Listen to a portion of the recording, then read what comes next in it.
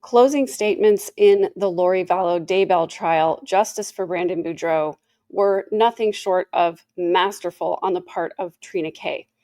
Of course, Lori's closing statement was another matter entirely. And for those of you who don't like to listen to her baby voice, today I'm going to play closing statements and I'm going to voice Lori's statement instead of listening to her.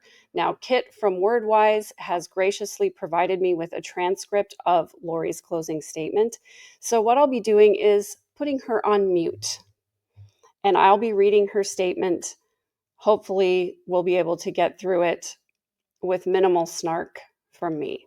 In any case, if you've been wanting to watch the closing statements, and I highly recommend especially Trina Kay's masterful rebuttal to Lori's statement, now's your opportunity to be able to watch it without having to actually listen to Lori's voice. Here we go.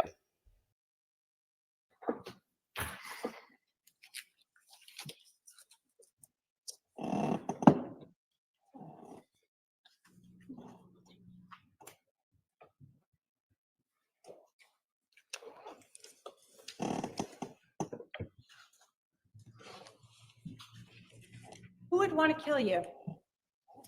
That is a question that Officer Mary Ann Robb asked Brandon when she first arrived.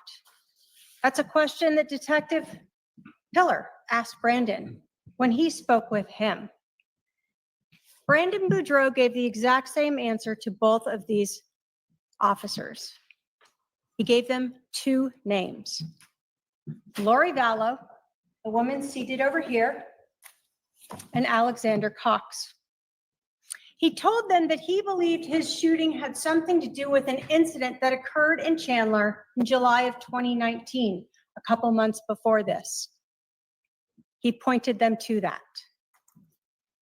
He told them that Lori Vallow had lived in Texas and that the Jeep used in this shooting was from Texas.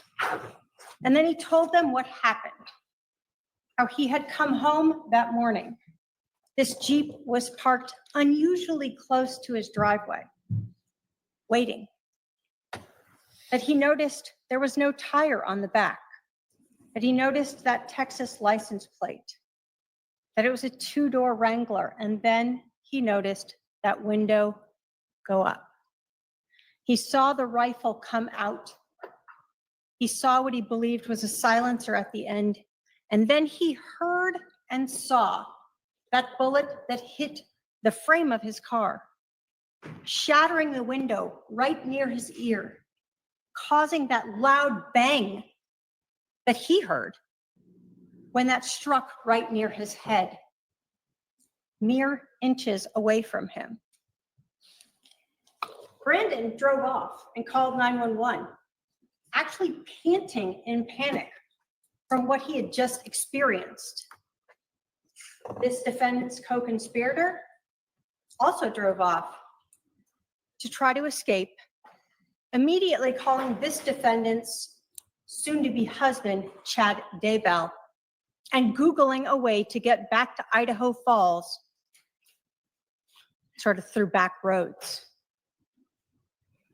The names that Brandon Boudreaux gave the police were correct, but Brandon had no idea of the amount of planning that had gone on leading up to this October 2nd shooting. As you've seen and heard in this trial, much of this conspiracy, this planning, this premeditation occurred in Idaho. So what I'd like to do is go through the evidence, discuss it all together in a timeline that might make a little more sense than the presentation during trial, and show you how it all fits together. Show you how all of this evidence points to one conclusion, that this defendant was involved in that conspiracy to commit first-degree murder. Next, I'd like to talk to you about the jury instructions, go through some of them specifically, and then talk to you how this evidence proves beyond a reasonable doubt that this defendant is guilty. And finally, I want to talk to you about, I'll call them so-called defenses. Maybe that there was no shooting at all, Perhaps Melanie did it, or maybe just that this defendant wasn't involved. And we'll discuss those options. So let's start. With a timeline that you heard from the beginning of this trial starts around June 25th, when Brandon Boudreaux learns that this defendant has been feeding lies to his then wife, Melanie. She has been telling Melanie things like Brandon hacked into her computer, that Brandon was gay, that Brandon was trying to take her temple recommend away. Brandon told you that he had heard these things from Charles too, this defendant's husband at the time, who had told Brandon that his wife, Lori Vallow, was telling Brandon's wife lies. What did we learn from this? Brandon, in fact, texted Lori about this, told her, why are you spreading these lies about me? Why are you destroying my marriage? And as you learned, she didn't respond. Then you heard about that July 11th, 2019 incident in Chandler, Arizona. The one that Brandon, both to Officer Rob and to Detective Pillar, said, this has to do with this incident. What you learned from Detective Duncan, who came here, was that on July 11th, there was an incident. Lori Vallow was there. It was at her house, and Alex Cox was there. In her garage was that 2018 Jeep Wrangler with the Texas plates LWD 0997. And you learned that Alex Cox has his own vehicle. He doesn't need to borrow his sister's. He can drive his truck anywhere he wants.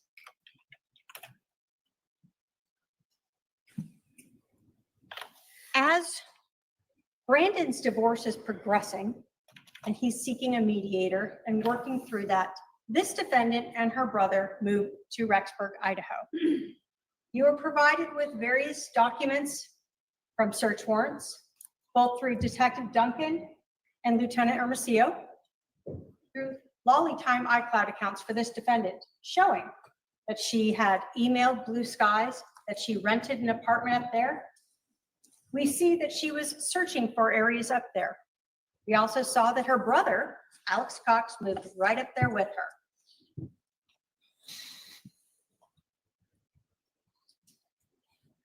Now, you heard from Brandon that part of their divorce, Melanie moved into her own residence, and they put their community home up for sale. And on September 13th, when their home had sold, but it was still pending, he rented that house at 3875 East Phelps Street. He told just a handful of people that address. Melanie Boudreaux asked for it on September 17th, and he provided it to her. Why wouldn't he? The only other people who knew that address were his two neighbors and a couple of friends, 5 people. But the only one that knew this defendant and Alex Cox, the woman that she referred to as her mom, that was her mom figure, this defendant, Lori Vallow, is the only one that would have known that address so that Alex could go there later. We know that on September 25th, Brandon moved into that residence. And he moved in early because his then soon-to-be ex-wife was leaving out of town. We know in the same time period, Melanie knows the address. The plan is already starting. Alex is searching for places to shoot. He is also looking for tint shops, not a tint shop for his Ford F-150, because if you lay in the back of the truck, of course all the neighbors can see you. He is going to borrow this defendant, his sister's Jeep, Melanie Boudreaux's mom. And so he finds a place that will tint that Jeep as dark as possible, so that even in the daylight, no one can see into the back, so he can lie in wait. Oh.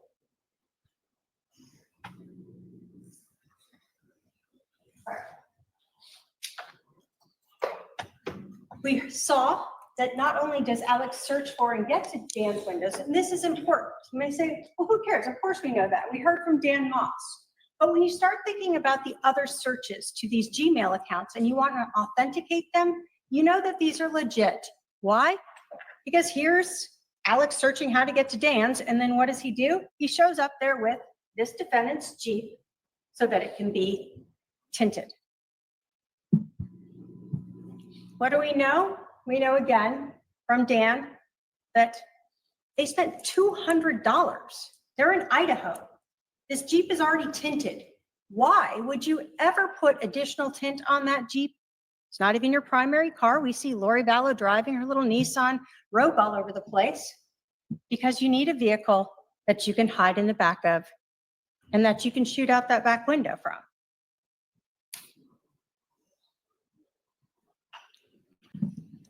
The burner phone. We heard this morning from Nick Balance, and he talked to you about both the records that you have seen that were admitted, as well as now the Google location data and cell phone analysis. What do we know? That on September 25th, when that burner phone was purchased at that Walmart, Alex Cox's phone is there, and Lori Vallow's phone is using a cell tower in that area. They drive out of town to a different Walmart to go buy this phone. Lori Vallow doesn't live in Idaho Falls. She lives in Rexburg, but her phone is in Idaho Falls talking with Melanie Boudreaux. What do we know the next day? Alex Cox activates that burner phone. That burner phone is only going to be used for one trip. The trip to Gilbert, Arizona and back.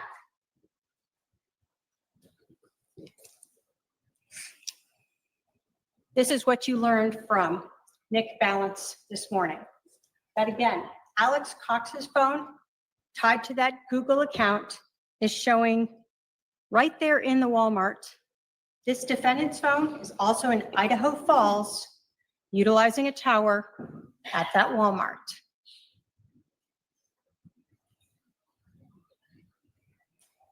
Then we know on the 26th, when we're activating this phone, Melanie Boudreaux flies up here to be with the defendant. We know at this time, Brandon Boudreaux has the kids, and we know that they have an agreement. Brandon will keep them Monday and Tuesday and Wednesday. Wednesday, October 2nd, he will hand them back to her, and they will stay with her. So when he's shot and killed, it won't matter because she'll have the kids. It'll be fine.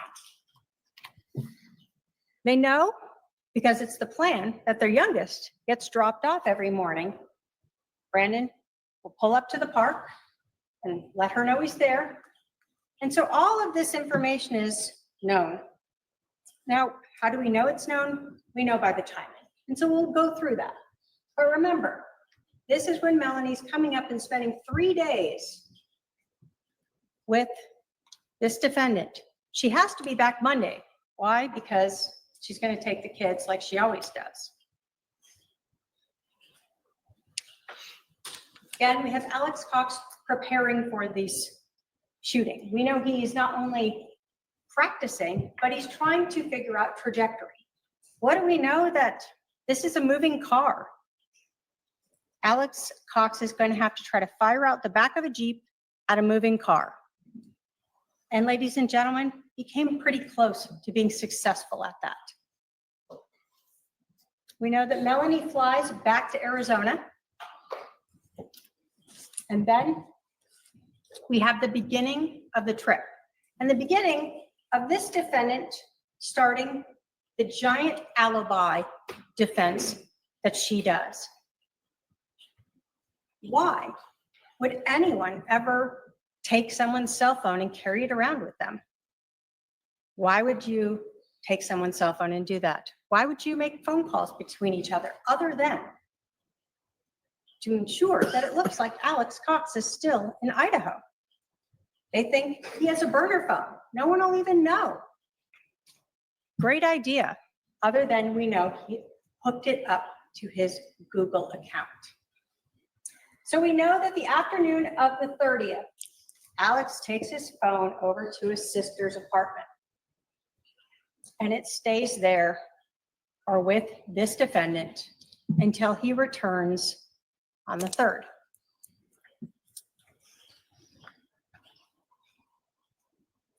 We know that at about 5:15, Lori Vallow searches how to remove the back seat of the Jeep. Alex Cox still is there, and now she is helping him get ready for his trip. She has his phone, she's giving him her Jeep, and she is helping him make it more comfortable so he can lie in wait in the back. They had to remove the tire, and they had to remove that back seat.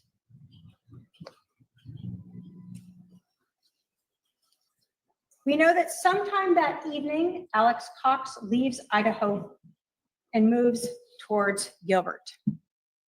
We heard from Detective Pillar that there was an LPR reading for that Texas license plate LWD 0997 at around 8:10 outside of Rexburg, Idaho. We know from the balance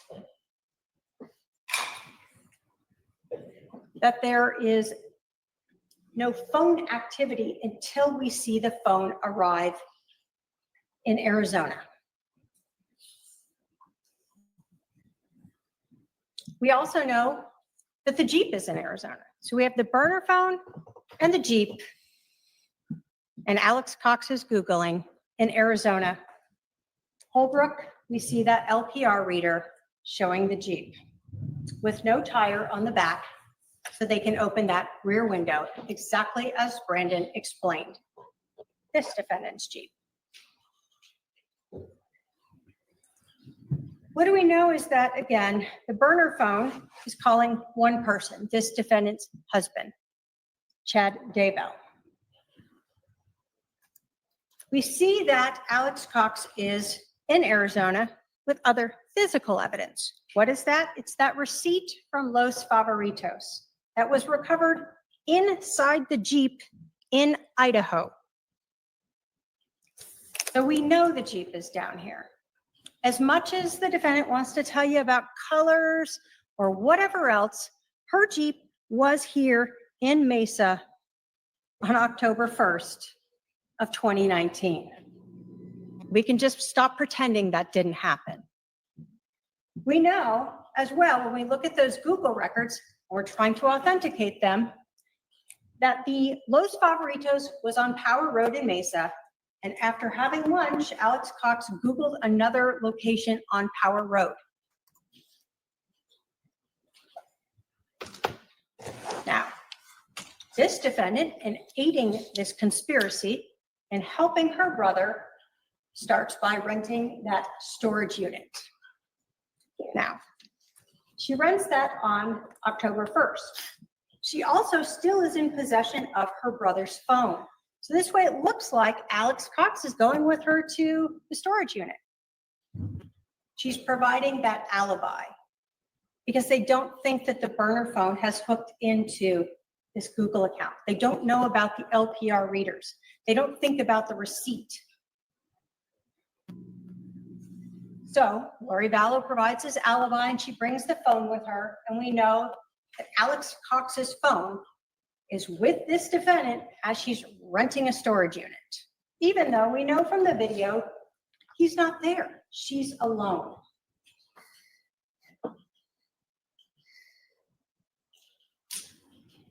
When you watch these videos, and if you want to, they're obviously admitted, you will see one person get in and out of that car, and one person go into the storage unit. That one person is this defendant, Lori Vallow. So even though Alex Cox's phone is here, that's just a ruse. That's her aiding, that's her conspiring, that's her trying to cover up this murder for her brother, who is the shooter.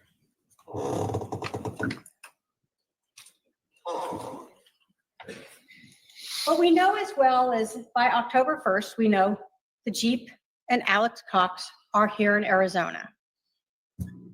And we know that that evening of October 1st, he Googles that address.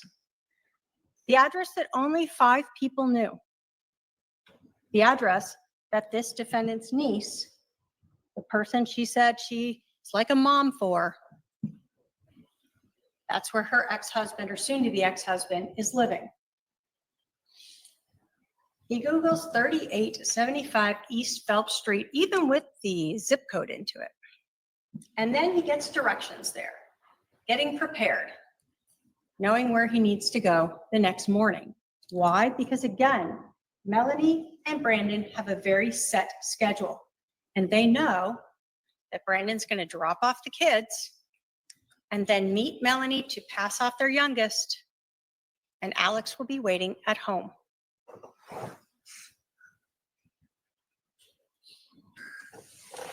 We know the next morning, Alex Cox Googles again the address for Brandon's home.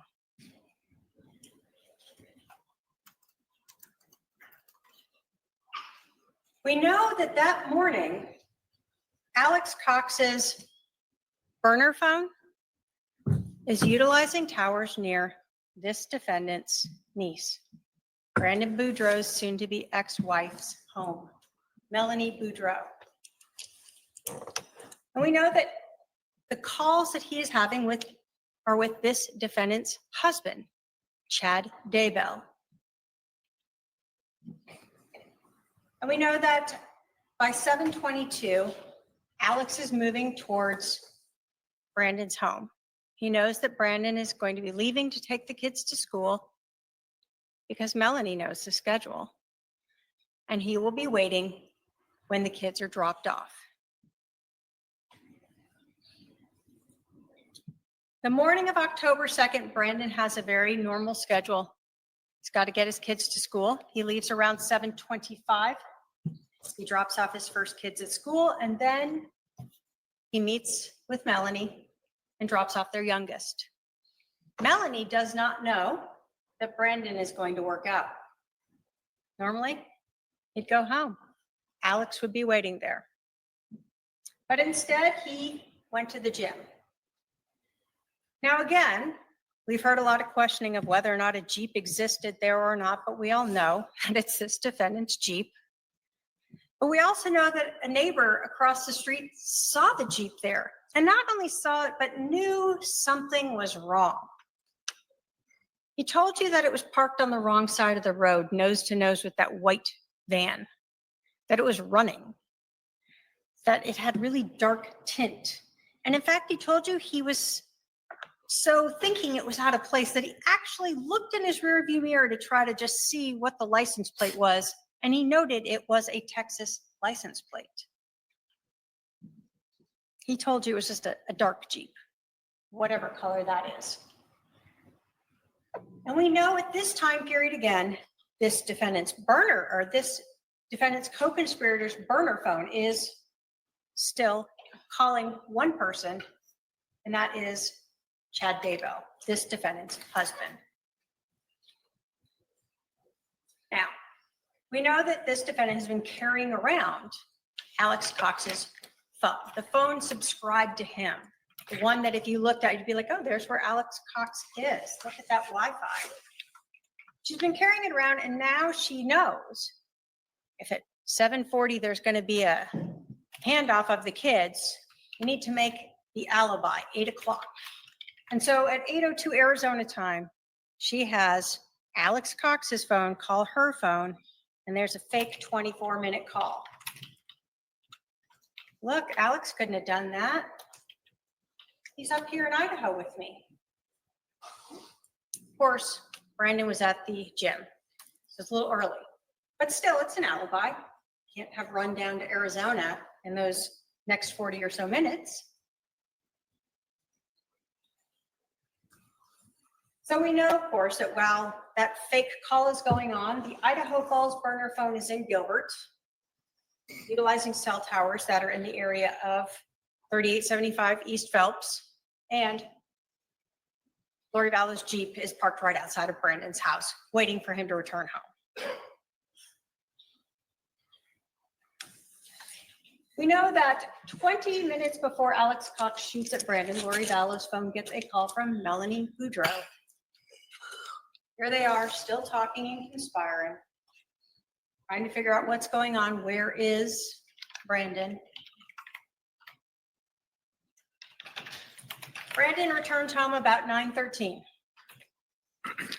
Alex Cox has been waiting there now for almost 2 hours. He returns home and sees that Jeep. Just like Robert Abitamarco, he notices it being parked really close to his driveway and it stands out to him. And of course, then he sees that window open and that barrel come out and this gun shoot at him and almost hit him. We know from Lynette Mendoza, who had a Ring camera, that just a few seconds before that shooting, her Ring camera had shown a black car. And you just see a bleep of it in the beginning as it kind of jumps, go by that corner. And then a few seconds later, you hear that loud bang. When you look at the time on that Ring camera that you have admitted, it matches up with that 911 call with when Brandon is calling in to say he's just been shot at.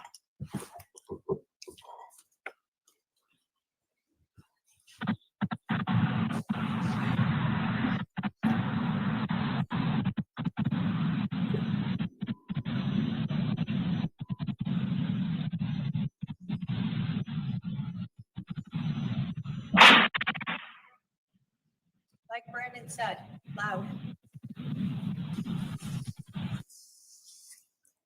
You've heard a lot about the color of this Jeep. Even when we look at photos of the exact same Jeep here, they all look a little different. You have the DEA one that looks almost silver, or brown, I don't know. You have an upper one from Chandler that looks a different gray with a dark gray, and then you have the one from Dan Moss that looks more greeny colored. What do we all know? They all have the same license plate on them. They're all this Defendant's Jeep. So when we're talking about color, that's just everyone's perspective. What do we know in actuality? That Brandon's Tesla was shot by a large round, that it hit the corner of that glass that went up into the frame of his vehicle, that it left a divot in the glass, and that somehow the police, in trying to search a giant block radius, were not able to recover those pieces of the projectile. We only have a few fragments of it. But everyone who has worked these scenes knows that's a bullet hole, and those were projectile fragments. And that was a gun that Brandon saw, and that's a shot that he heard.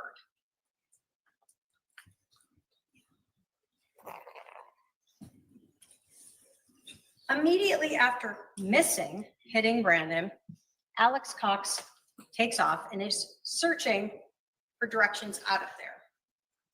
And you saw those, and you saw a map as he went east, and those matched with the cell phone and cell tower records that Nick Balance told you about. Brandon is on the phone with 911. Alex Cox is fleeing because he knows Brandon's alive. We know that the other part is that while this is going on, while Alex is searching for his way home and has been talking to Chad Daybell, knowing now that Brandon's alive, what do? They go hide the tire and hide the seat. So the timing of those videos when Chad Daybell, person who is talking to Alex Cox, and this defendant go to the storage unit is as Alex Cox is calling him and telling him whatever as he's fleeing to go home. So we know that they arrive there, and you can watch these. By they, I mean Chad Daybell and Lori Vallow. And we know that they bring in a tire and what looks like a seat. you can actually see Chad rolling the tire in. And again, why is this important? This is this defendant who has helped take the tire and seat out of her Jeep to make it available for her brother to take his guns down to Arizona to shoot at her niece's soon-to-be ex-husband. That's what we're talking about when we're talking about this conspiracy.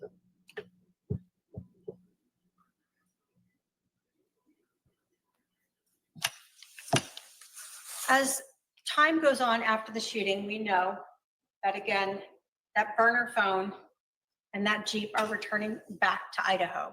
In fact, Alex Googles all the way to Idaho Falls Airport. He knows how to get home from there. While he's doing that, again, we're having the storage unit.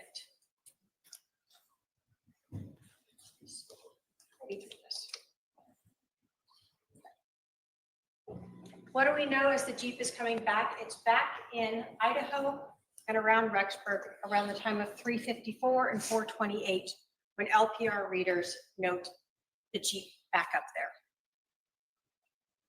there.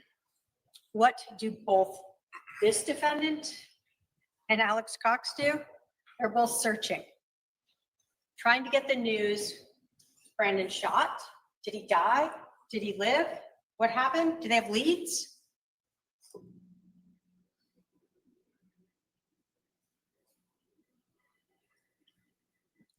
And again, when we talk about the Jeep and this idea that somehow it's not this defendant's Jeep, that she wasn't involved in this, we know that there was gunshot residue, characteristic particles that are unique to just gunshot residue located in the back of this Jeep, not on the seat or the floor, but on the windows. Why? Because when a gun is shot inside of a car, that dust goes everywhere. And that's why they were able to collect that. But do we know that even though this is the defendant's Jeep, Alex Cox's DNA is on it?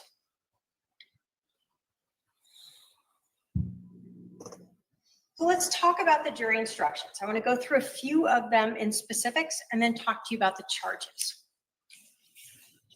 Burden of proof. The state has the burden of proof, as we should, and we always will. You're told that the burden of proof is proof beyond a reasonable doubt. And you're told that proof beyond a reasonable doubt is proof that leaves you firmly convinced of the defendant's guilt. That there are very few things in this world that we know with absolute certainty, and in criminal cases, the law does not require proof that overcomes every doubt. If, based on your consideration of the evidence, you are firmly convinced that the defendant is guilty of the crime charged, you must find her guilty. When we talk about reasonable doubt and that burden of proof, I want to start with what it isn't. Proof beyond a reasonable doubt is not proof beyond all doubt. It's not proof beyond all possible doubt. It's proof beyond any reasonable doubt. And I'll give an example. When Kyle Mueller was on the stand and he was questioned about gunshot residue, he was asked, for instance, if a bunch of hairspray could cause the GSR in the car. And he said, well, maybe like one of the particles, but not all three. So maybe if all they had found, possibly you could say that was a doubt, but is it a reasonable doubt that hairspray caused the GSR in the car? No. So let's talk about direct and circumstantial evidence. And that's because we have a mixture of both here. So direct evidence is evidence that a witness saw, heard, or otherwise sensed an event. What Brandon told you about that happened that day. What Robert Abotamarco told you about. That's direct evidence. Circumstantial evidence is the proof of a fact or facts from which you may find another fact. And you're told the law makes no difference between direct and circumstantial evidence. So I'm going to give you an example here as well, so that we can understand what you can do with circumstantial evidence and why it is so important. Assume you are seated on a beach, and it's in a cove, and you can see on each side, you lose sight of people. While you're sitting there, you're the only person on the beach, there's no footsteps there, and you see a person come from your left, walk in front of you and go to your right. They go around a corner, you lose sight of them. A couple minutes later, someone comes in and says, hey, did you see anyone come by? And you say, yeah, they just went that way. That is direct evidence. You saw it. Now imagine you're on that same beach, same situation. Sand is smooth, you close your eyes for 5 minutes. When you open them, you see footsteps now on the beach. You can see the toes and the heel. So you can see the direction as it crossed again from your left to your right, but you don't see a person at all there. You know your eyes have been closed for about 5 minutes.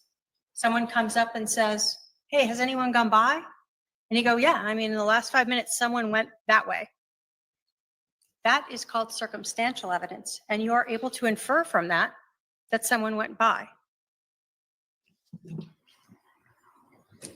So let's talk about the crime.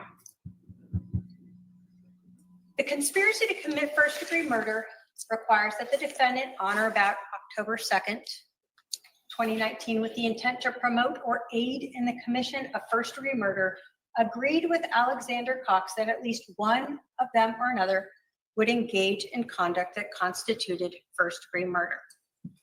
I'm going to go through a few things, then I'm going to talk about them all together, because these jury instructions really have to be considered as one. So conspiracy.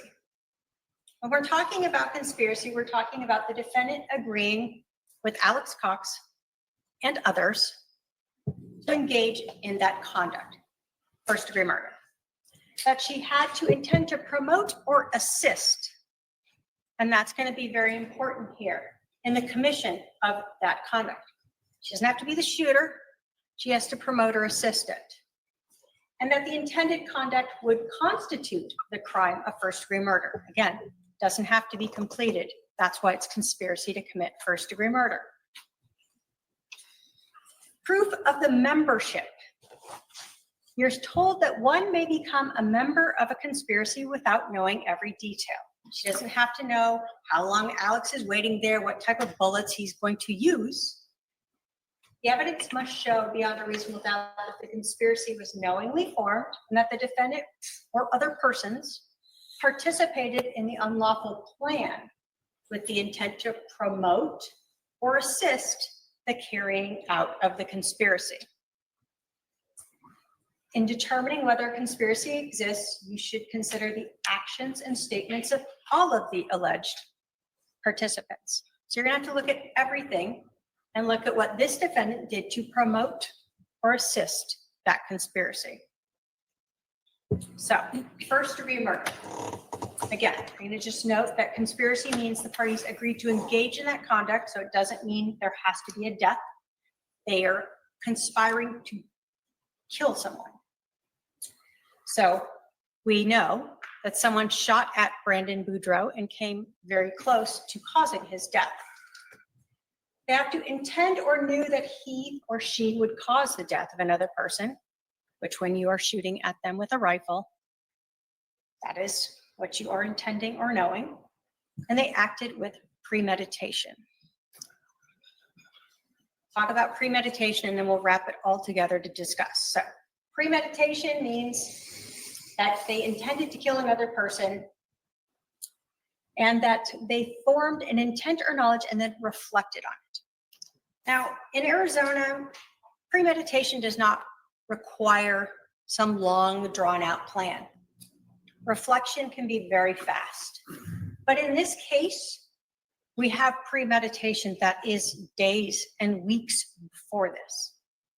We're talking about September 23rd, 24th, 25th, all the way through up to October 2nd. So this premeditation is above and beyond what is required by the law. This defendant started helping when they went to buy that burner phone, when she loaned her Jeep to allow it to be tinted, when she Googled how to remove that rear seat, and they took off the tire, and she kept it with her. Then she rented a storage unit and put it in there. When she kept her brother's cell phone and kept it with her as she went around Idaho. And when she made that call between those two phones, right around the time of when the shooting was supposed to occur. That is the aiding and the promoting done by this defendant. That is her acts. That is the conspiracy. But again, you look at all of the evidence to see how does that fit in. It's not just someone holding someone's phone. If that were it, sure, we might wonder what's going on. But you can't look at these facts simple and separate. You have to look at the actions of everyone and see how that fits in with all the evidence in this case. This defendant didn't just go buy a phone at Walmart and that was that. This defendant didn't just rent a storage unit and put her own personal property in there. This defendant didn't just decide to loan her Jeep to her brother and then decide to take the rear tire off it and the interior seat out of it. She did all of these things to aid and promote this first-degree murder.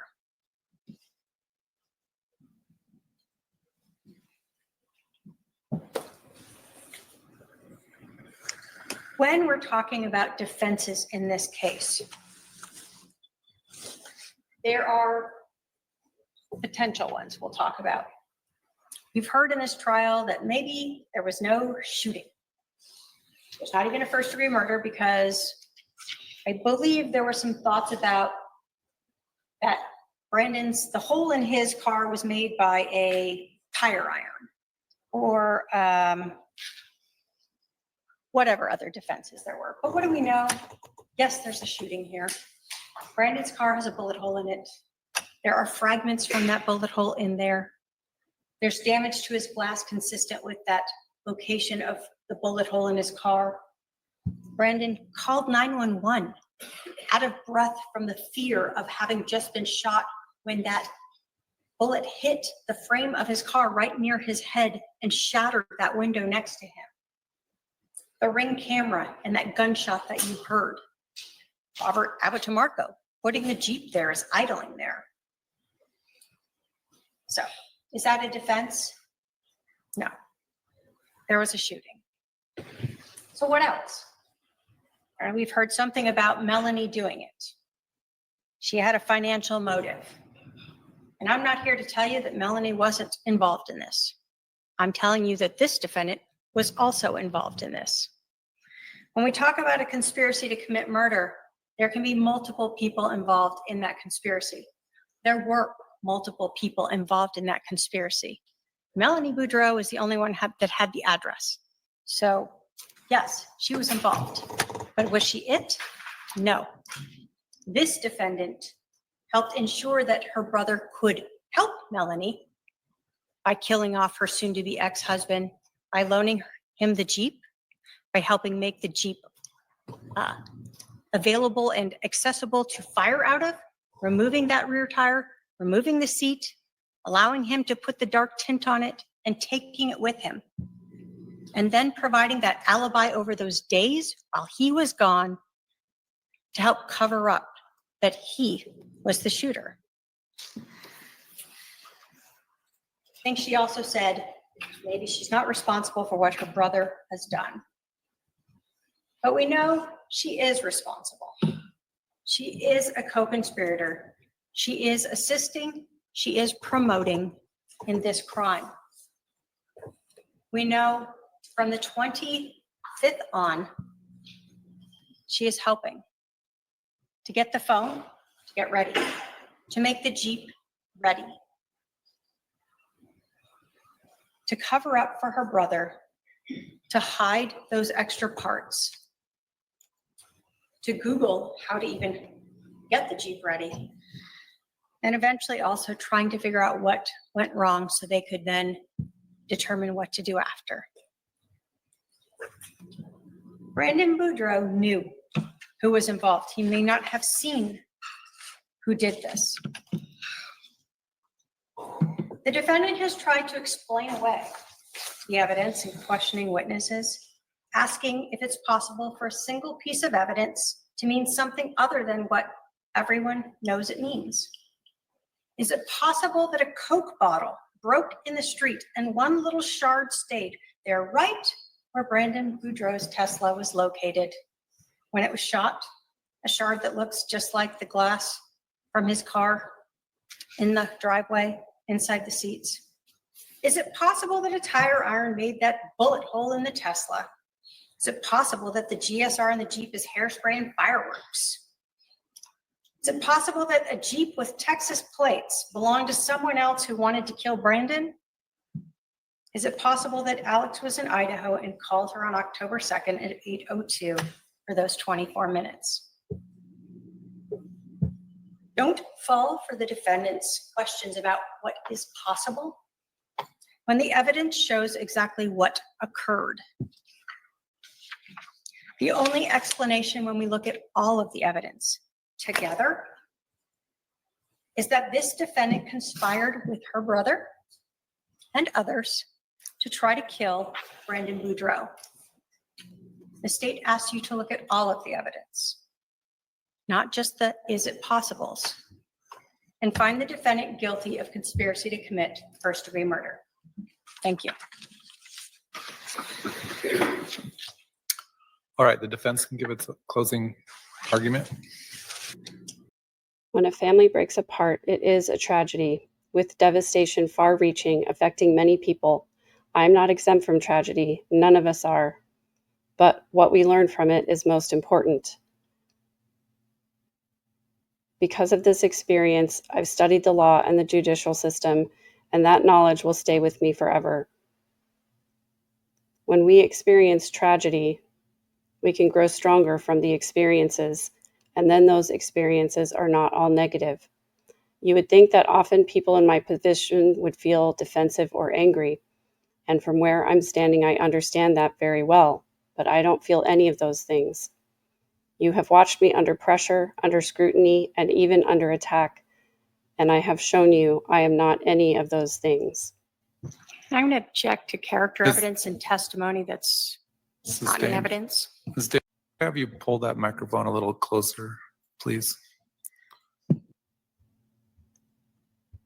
You can't be upset with people who are forced to look at your life from a distance or judge it through a lens that's being intentionally distorted or being at least very limited, like the lens the state has shown you on this event. There is so much more going on that is not included to your view. The law prevents some of these things from being shared at this trial. The law prevents some of these things from being shared I'm in going to trial. object, Your Honor, to improper. Sustained. You have seen opinions formed by strangers trying to put together a narrative. I have shown you that, basically, there is no defense to what a person did not do or did not participate in, other than what you've seen, which is no evidence that I made an agreement to commit a crime, because no such evidence exists. So I'm not defensive. I'm not angry. Nobody has all the pieces to the puzzle. It's complex. Like most families, it's a complex issue. And like the state, I was not there, but there is no agreement, no plan, no game. I am no stranger to tragedy. The breaking up of a family is tragedy. On June 25th, 2019, Brandon Boudreaux decided that I was responsible for his family tragedy, and I'm really sorry that he feels that way, with fake crying. And I'm really sorry that he feels that way. No, Your Honor, I'm going to object again to testimony. All right, the jury is reminded that what is said in closing statements or closing arguments is not evidence, it is not testimony. The intent of the closing argument is for each side to argue what the evidence shows. Go ahead. I did and have supported my niece Melanie when she suffered tragedy as a young child and during this terribly difficult time in 2019. We read the text from Brandon to me on June 25th, 2019, where he claims that he will never stop until he proves that I'm responsible. Well, here we are, almost 6 years later, and I'm charged with conspiracy to commit first-degree murder. In order to have a conspiracy, 2 or more people have to make an agreement to commit a crime. There is no such agreement between me and my brother Alex, although I did love my brother Alex. Although I did love my brother Alex. And I'm going to object again, Your Honor, to testifying. Sustained. There is no agreement that was shown to you between myself and Melanie Boudreaux, although I love Melanie. And I'm going to object again to testifying. Sustained. I cannot tell you what happened that day on October 2nd, 2019, because I was not there. Again, object to testifying, and please strike everything the defendant has said. All right. The defendant is admonished, you cannot argue things that were not admitted into evidence. The prosecutor wasn't there. Law enforcement wasn't there. Only Brandon knows what happened before he called 911. Only Brandon said he will not stop. The fact that I supported Melanie in her time of need does not make me against Brandon. I had nothing to gain by Brandon being hurt. Brandon has worked with law enforcement for almost 6 years to make sure that I pay a consequence. To make sure that I Your pay a Honor. consequence. I'm going to object to misstating the evidence. Sustained. The jury will determine what the evidence did and did not show. Your job is to determine whether I've committed a crime, this crime, a conspiracy, an agreement, not cleaning out a garage, but an agreement to commit murder. You did not see an agreement. You did not hear an agreement. You heard Detective Duncan say that he had spent hundreds of hours going over my iCloud accounts. They have 19 years of my accounts, text messages. Text messages. And I'm going to object to calls. misstates the evidence and no. If there was an agreement. Hold on. The objection sustained. The jury is reminded that they will determine what the evidence did and did not show. Go ahead. If there was an agreement, they would have shown it to you. There is no agreement. We've all experienced tragedies in our lives, and naturally, people want someone to blame, someone to pay a price. My brother is no longer here. We can't ask him about that day. More crying. There were things presented in this case that I don't know. And I'm going to object again to testifying, Your Honor, and ask to strike. Sustained. Things that I saw, I thought. And again, I'm going to already ask to strike. All right. The defendant cannot testify to things that were not testified to from the witness stand. Because this is the theory the prosecutor wants you to see, it is limited. How can we see clearly when the law only allows for a skewed view of things? The devastation this family has gone through is a tragedy. After almost 6 years, it's time for healing. Thank you. Wish to give a rebuttal, please? Thank you. All right. The state has the burden to prove the defendant guilty, and since they have that burden, they have the right to open and close the argument. Go ahead.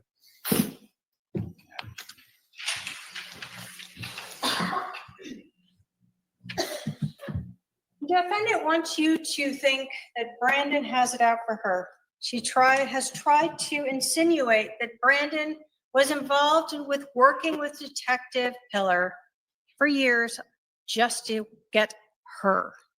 But what you heard was that Brandon has actually been working with law enforcement on multiple investigations, and that in fact Melanie Boudreaux is a subject of multiple investigations. So again, as the defendant sits up here and tries to portray and paint a picture for you of her innocence and sadness and family tragedy, she again misrepresents what was told to you at trial. She tells you there was no plan, but she ignores the facts and the evidence of a very obvious long plan. A plan that started when she began, this defendant, Lori Vallow, meddling in Melanie and Brandon's marriage. And when that marriage was finally ending, this defendant continued to help her cousin, or her niece, Melanie. She continued to aid her. And what we see in every one of these bits of evidence is this core group of people. This defendant, her brother Alex, Melanie Boudreaux, and Chad Daybell. The four of them working together. Do we need to have words, a video? No, we do not. That is why there is that jury instruction on direct and circumstantial evidence, because you look at what is going on here and it screams to you a conspiracy by this defendant, by Melanie Boudreaux, by Alex Cox, and by Chad Daybell to kill Brandon Boudreaux. Every action you see there, the defendant would like you to look at them individually and pretend that they don't all point to what happened on October 2nd. But everything they did leading up to then shows you a way to cover up and prepare for the murder of Brandon Boudreaux. When we talk about a plan and this defendant's actions, the most obvious and screaming piece of information is this defendant holding on to her brother's phone for days, holding on to the 480-351-9120 number for days while her brother is gone with her Jeep, without the rear tire, without the back seat, with a gun with him. That is part of the plan. That is the assisting, that is the promoting, that is the conspiracy that this defendant wants you to pretend doesn't exist. We don't need words. We have actions that are obvious, and they're done by this defendant and her co-conspirators. The state asks you to look at everything together, regardless of how many people want to cry up here, regardless of how many people want to try to testify. This is not evidence. What is evidence is what was presented to you in trial, and each piece of that tells you this defendant is guilty. And so I ask you to find her guilty of the conspiracy to commit murder against Brandon Boudreaux. Thank you. Are you done? Are you just going to keep